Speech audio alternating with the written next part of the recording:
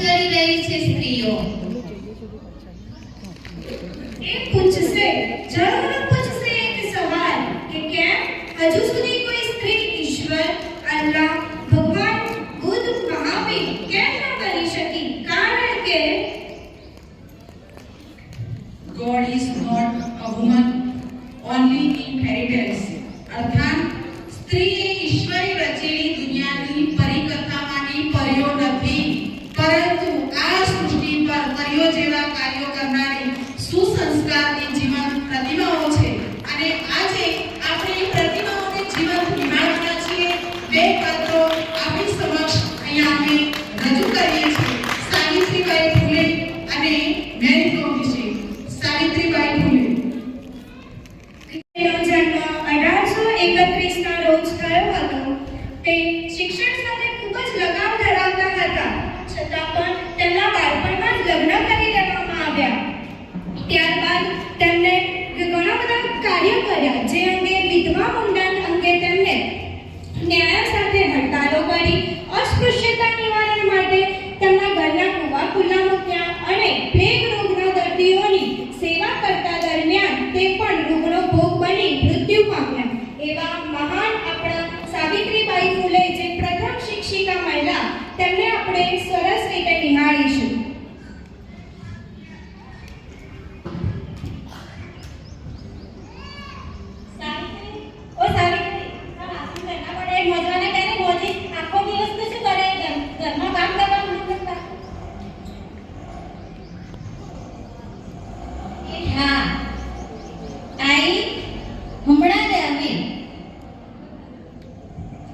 સાવિત્રી, તમે ચિંતા ના કરશો.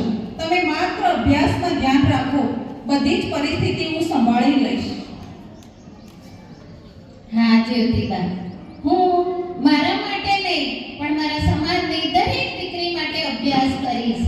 અને મારી દીકરીઓને હું હંમેશા, જ્યાં સુધી પગભર ના થાય, જ્યાં સુધી પોતાની રીતે સક્ષમ ના બને, ત્યાં સુધી હું મારું કામ ચાલુ રાખીશ, ભણવાનો અભ્યાસ ચાલુ રાખીશ અને એમને પણ ભણાવીશ. અને આપણી જરૂરથી કન્યા શાળા આપણે ખોલીશું. જરૂર સાવિત્રીબાઈ, તમે કન્યા શાળામાં જરૂર જજો. હા, અને સાથે સાથે તમારા બહેનપણી જે ફાતિમા છે એમને પણ સાથે લઈને જજો. સાવિત્રીબેન, ક્યાં ચાલ્યા જાઓ છો? ઉભા રહો ને. એક સ્ત્રી પણ પુરુષ બરાબર રહે. એક સ્ત્રી થઈને પુરુષની બરાબરી કરવા ચાલ્યા છો? તમે લઈ આ પથ્થર અને છાણ, તો તમે નીચી જ્ઞાતિના છોકરીઓને ભણાવવા નીકળ્યા છો? આમ કરીને સમાજને તો બગાડી મૂકશો. આ પાપ છે, પાપ.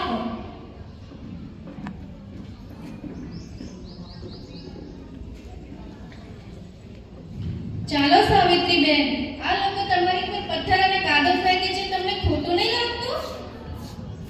ના ફાતિમા, એ કાદવ ફેંકનારાઓ, તમારે જેટલો કાદવ ફેંકવો હોય એટલો ફેંકો, પણ હું મારી દીકરીઓને જ્ઞાનનો પ્રકાશ જરૂરથી આપીશ. મારી દીકરીઓને ચોક્કસ ભણાવીશ, જેથી કરીને જીવનમાં આગળ વધે. જ્ઞાન હશે તો જ સમાજ અને ઘર સુધરશે અને પોતાની જીવન સારી રીતે આગળ વધારશે. એટલે હું હંમેશા મારું કાર્ય આગળ ધપાવતી રહીશ. ધન્ય છે સાવિત્રીબેન તમને હો, તમારી અને તમારી સહનશીલતાને. સાવિત્રી, આજે પણ તારી સાથે લોકોએ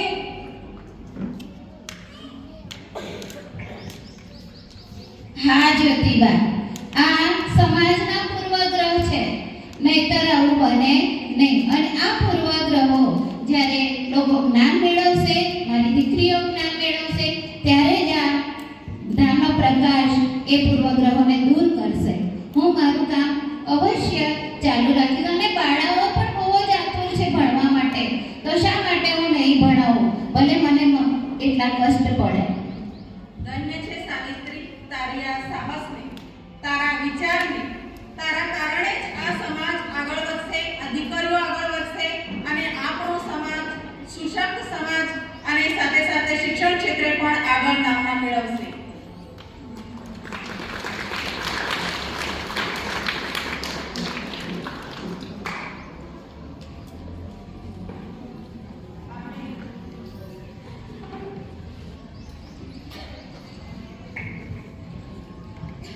ગાયત્રીબેનને આપણે નિહાળ્યા.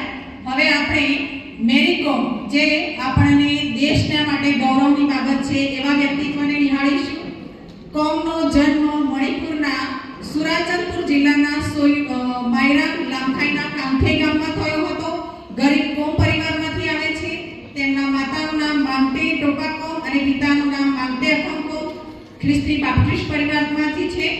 મણિપુરી સાથી ડિંકો સિંહ 1998માં બેંકોક એશિયન ગેમમાંથી ગોલ્ડ મેડલ સાથે પરત ફર્યા. કોમના લગ્ન ફૂટબોલર ગુરુ અખેલર કોમ સાથે થયા હતા.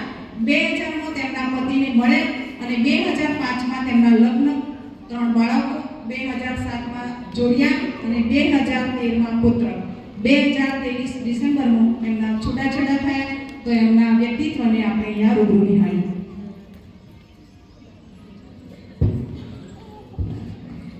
માં, ઓ માં, મારે પણ કુસ્તી શીખવા જવું છે. બેટા, તું કુસ્તી શીખીને શું કરીશ? આપણે તો છોકરીઓ કહેવાઈએ. ઘરની દીકરીઓ ક્યારેય ભણે નહીં, કારણ કે આપણે તો ચૂલો જ સંભાળવાનો છે. મેરી, આજકાલ તારું ધ્યાન ક્યાં રહે છે? ઘરકામમાં મદદ કરાવની મમ્મીને. પિતાજી, હું કંઈક અલગ કરવા માંગુ છું. જ્યારે હું ડિકો સિંહને ગોલ્ડ મેડલ જીતતા જોઉં છું ને, ત્યારે મને પણ લાગે છે કે હું પણ કંઈક કરી શકું છું અને હું પણ ટીમમાં લડી શકું છું. બોક્સિંગ એ છોકરીઓનું કામ નથી. જો તારું થોડું બગડી જશે ને તો તારી સાથે લગ્ન પણ કરશે. ચાલ ઘરકામમાં મારી મદદ કર. ચહેરો ભલે ને બગડે, પણ મારે તો અમારા દેશનું નામ રોશન કરવું છે. મેરી, તું ભલે નાની હોય, તારામાં તાકાત ઓછી હોય, પણ તારી ગતિ અદ્ભુત છે. મારે તો તને મેગ્નિફિશન્ટ મેરી બનાવવી છે. હા સર, હું ખૂબ મહેનત કરીશ. ભલે મારે ભૂખ્યા પેટે રહેવું પડે, પણ હું મારા દેશનું નામ રોશન કરીને બતાવીશ. મેરી બાળપણમાં ઘરકામમાં મદદ કરતા, એથ્લેટિક્સ શીખતા અને સાથે બોક્સિંગ પણ શીખતા. સાથે સાથે એમના પિતા ખેતી કામમાં મદદરૂપ પણ થતા હતા અને બોક્સિંગના એક કુસ્તીબાજ પણ હતા. બેટા, આજે તું કેમ ઉદાસ છે? શું કહેવું પિતાજી, તમને તો બધી ખબર જ છે ને. તો આપણે આ જે નિષ્ફળતાઓ મેળવી છે એમાં એના પતિ દ્વારા એની કમાણી પર ચોરીનો આરોપ લગાવવામાં આવેલો હતો અને પોતાની કારકિર્દી માટે પરિવારને સંભાળવા કારકિર્દી પણ છોડી દેવામાં આવી. પણ એ નિષ્ફળતાને મારી દીકરીએ આજે સફળતામાં ફેરવી દીધી છે અને એ જ સફળતાઓ છે ભારતને 6 ગોલ્ડ મેડલ અપાવી અને વિશ્વમાં આખા ભારતનું નામ ગુંજતું કર્યું છે મારી દીકરીએ. તો કયા કયા ગોલ્ડ મેડલ અપાવ્યા છે જાણવું છે ને તમારે? વર્લ્ડ ચેમ્પિયનશિપમાં 2002માં એન્ટેરિયા, 2005માં પડોશ, 2006માં ન્યૂ દિલ્હી, 2008માં ન્યૂજર્સી, 2010માં બ્રિસ્ટલ અને 2018માં ન્યૂ દિલ્હીમાં ગોલ્ડ મેડલ અપાવીને ભારતનું નામ ગુંજતું કર્યું છે.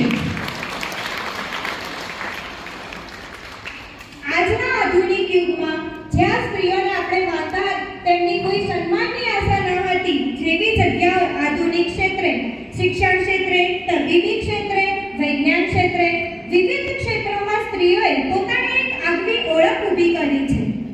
અને એટલું જ નહીં, અત્યારે આપણી સમક્ષ જે વિવિધ મંડળોમાંથી પધારેલા દરેક સિસ્ટર્સનું જોરદાર તાળીઓથી આપણે સ્વાગત કરી દઈશું, કારણ કે એમણે પોતાનું પવિત્ર જીવન વિશ્વને સમર્પિત કર્યું છે. અને એ કંઈ નાનું સૂનું કાર્ય નથી. તમે એક દિવસ ઘરની બહાર રહીને જોઈ જુઓ કેટલા દિવસ તમે રહી શકો છો.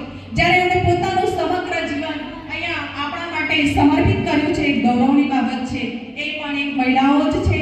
સાથે સાથે સરકારના મંડળમાંથી ડીસા દ્વારા કે સહકારી કોઓપરેટિવ બેંક ચાલે છે અને સ્ત્રીઓ પોતાના પગ ઉપર નિર્ભર છે, એ પણ આપણું જીવંત ઉદાહરણ છે. સાથે સાથે સરકારના મંડળ હાઈસ્કૂલ ડીસામાં નાની બાલિકાઓ અભ્યાસ કરીને નર્સ, પોલીસ અને રેલવે ક્ષેત્રે પણ આગળ વધી છે. એ આપણા માટે ગૌરવની બાબત છે. આનાથી વધારે તો શું કહેવું? અને એટલે જ કહ્યું છે કે સ્ત્રી એ ઈશ્વરે રચેલી કોઈ કથાનું પાત્ર નથી, પરીઓનું પાત્ર નથી, પણ સૃષ્ટિ પર, આ પૃથ્વી પર જીવંત પાત્રો છે, જીવંત પ્રતિમાઓ છે. જેઓ તૈયારી જેવા કાર્યો કરી રહી છે. અસ્તુ.